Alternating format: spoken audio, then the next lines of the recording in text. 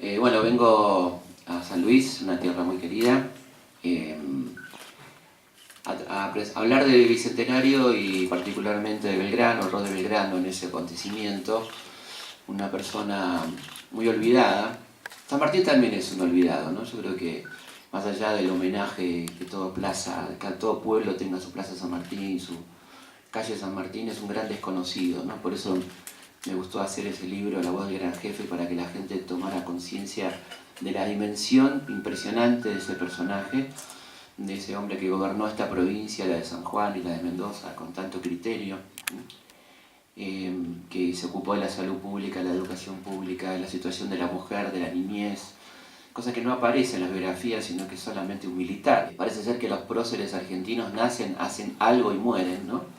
Así San Martín nació, cruzó los Andes y murió, Belgrano nació, cruzó la bandera y murió, Mariquita Sánchez cantó el himno y palmó, digamos. No es así, por suerte, ¿no? La historia es mucho más rica, más interesante. Está la palabra conflicto, está la palabra enemigo, que son muy importantes en estas vidas, gente que le hizo la vida imposible a estas dos personas que son probablemente las más importantes de la historia argentina.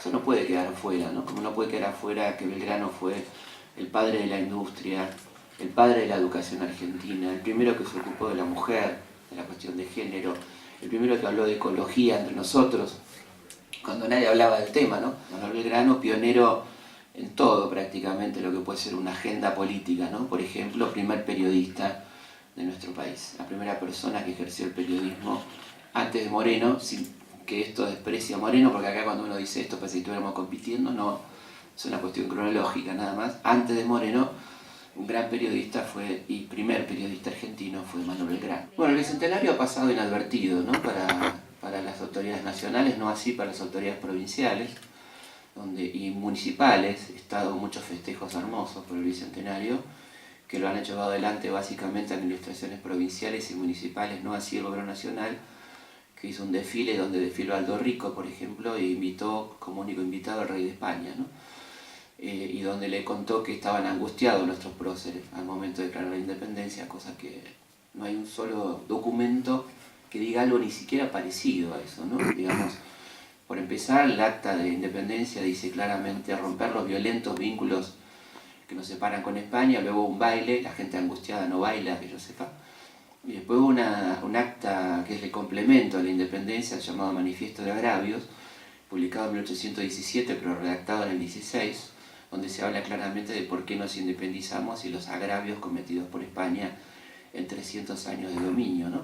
Así que es una pena que haya pasado así, pero por suerte la Argentina vive sobre todo en sus provincias y en sus municipios, y ahí se festejó como tiene que ser el Bicentenario, muy variado, desde la pregunta obvia que me hacen también en los cumpleaños, casamientos, en redes sociales, que es Belgrano era gay, la más común de todas, a cosas más profundas, más interesantes para mí por lo menos.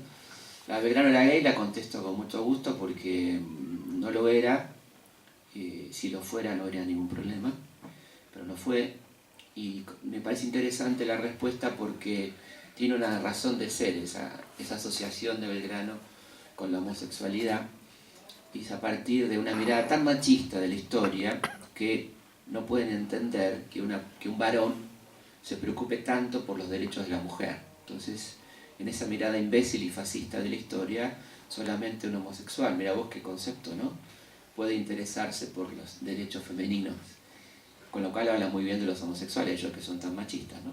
Pero bueno, así que no fue, tuvo una vida heterosexual, de amores muy pasionales, interesantes porque tienen que ver con nuestra historia, particularmente el primero, María Josefa Ezcurra, que fue la cuñada de Rosas, y quedó embarazada de Belgrano, y su hijo es criado por Juan Manuel de Rosas y su mujer. O sea, el hijo de Belgrano es adoptado por Rosas y crece bajo el nombre de Pedro Pablo Rosas y Belgrano. O sea que ahí no estamos hablando de un chisme histórico, sino de una vida que mezcla la historia argentina, ¿no?, a Rosas con Belgrano, por ejemplo.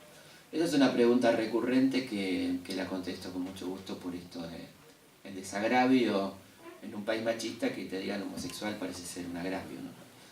Después, bueno, muchas preguntas en torno a la amistad con San Martín, que también es muy lindo eso, ¿no? De ese vínculo prácticamente epistolar, porque ellos se vieron poco, convivieron un mes y medio en Tucumán, donde ahí viene la cuestión de la FINUR, ¿no? Que la FINUR conoce a Belgrano en Tucumán, en la Ciudadela, y una amistad que continuará por carta entre Belgrano y San Martín, una amistad muy profunda que hará que San Martín diga, estando en Lima, que hasta ese momento el día más triste de su vida fue el 20 de junio del 20, el día de la muerte de Belgrano, que él se entera, por supuesto, muchos meses después.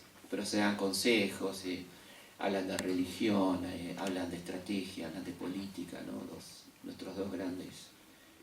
A mí me gusta más que prócer decir padre fundador, parece que es más linda, así lo dicen los norteamericanos, ¿no? Que parece que es mucho más completo. Padre fundador es, prócer es una palabra fría, me parece a mí. Padre fundador es un tipo que tiene que ver, primero que no es uno solo, sino que son varios, y tiene que ver con lo fundacional de un país, de una patria, ¿no? ¿Estás trabajando en otro libro? Sí, estoy trabajando en Moreno, Mariano Moreno. ¿Y cuándo va a salir publicado? No sé, depende de las ganas que tenga. No me apura nadie, por suerte. Es una tarea de investigación que tiene dos temas muy complejos, la vida de Moreno. Una es el plan de operaciones, que últimamente hay muchos avances de investigación para demostrar que no fue el Moreno el autor del plan, sino que fue una obra apócrifa posterior a la muerte de Moreno. Fue escrito en el año 14 con la intención de complicar a la revolución y favorecer una invasión que se venía, y que está 90% comprobado que se trata de un plagio de un libro francés llamado El cementerio de la Magdalena, escrita por Álvarez de Toledo, este plan de operaciones, que la verdad que es muy lindo, ¿no? Pero no decía, o sea, muy fuerte, por momentos muy lindo, por momentos muy terrorista, muy zarpado, digamos, que tiene justamente la intención de que se horroricen los gabinetes de Portugal y los gabinetes de Madrid para convencerlos a atacar a la revolución, ¿no? Ese era un tema que demanda mucho tiempo de investigación, y otro tema es la muerte, una muerte confusa, por lo menos dudosa, sobre que van apareciendo algunos indicios más, no mucho más, pero para dar un juicio categórico de cómo murió Moreno hay que trabajar bastante, ¿no? Porque no hay autopsia y sí hay muchos indicios de una muerte no natural. La tarea del investigador es una tarea de análisis, no es una tarea de crónica. Sería absurdo e imposible que uno transcribiera únicamente los documentos, porque igualmente, si suponete que eso nos pusiera a salvo de la subjetividad, sería ridículo eso, porque en la selección de documentos habría subjetividad. Entonces yo creo que hay un error conceptual en entender cuál es la tarea del historiador. El historiador no es un cronista, el historiador es una persona que interpreta la historia, por lo tanto su tarea es naturalmente subjetiva. Y eso viene siendo así de Heródoto hasta el presente. Heródoto, el primer historiador más o menos reconocido junto con Tucídides, cuando él va a Egipto, hace la crónica de Egipto, y el tipo cree, según su concepto, que lo que se acerca a la cultura griega de Egipto está bien y lo que se aleja está mal. Es una mirada subjetivada por su cultura griega, ¿no? Lo cual es lógico.